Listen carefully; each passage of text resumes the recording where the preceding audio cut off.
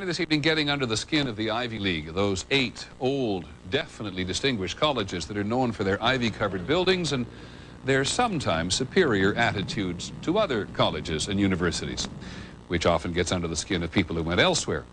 Yale University is 300 years old this year, and were you to visit its campus, you would see that it still has exotic clubhouses, which look like tombs where Yale's legendary secret societies meet. Their prestige and importance have largely evaporated, but the rituals are still a secret. And so when we heard that some enterprising characters had managed to spy on the famous Skull and Bones Society, well, we couldn't resist. Here's ABC's Dan Harris. The videotape provides a grainy glimpse into what appear to be the initiation rituals of a secret society that's been around since 1832, whose members have gone on to be leaders of Wall Street and the White House, the Senate and the Supreme Court. They're sort of trying to scare the initiates, make them, disorient them, frighten them. New York Observer investigative reporter Ron Rosenbaum accompanied a team of Yale students who shot these pictures 9 days ago.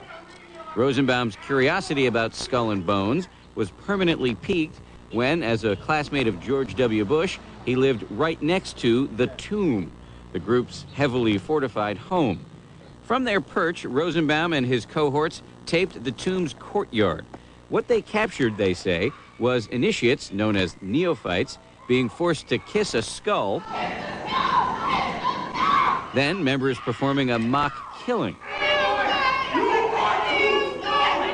It may look like your average fraternity nonsense, but Rosenbaum says it's not.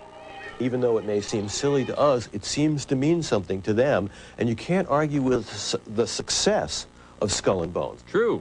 Famous alums include Senators John Kerry and John Chafee, to name 2, cabinet secretaries such as Averell Harriman, and 3 presidents, William Taft, George Bush, and George W. Bush, who's been reluctant to talk about Skull and Bones. Does it still exist? The thing is so secret, I'm not even sure it still exists. In recent years, by many accounts, the on-campus influence and allure of Skull and Bones has waned dramatically, and there is no proof that the rituals recently caught on videotape are the same ones performed by the current president. Still, Rosenbaum says the tape is a valuable artifact, an extremely rare view into the secret society that groomed the American ruling class for generations. Dan Harris, ABC News, New York. That's our report on World News Tonight. Don't forget Nightline.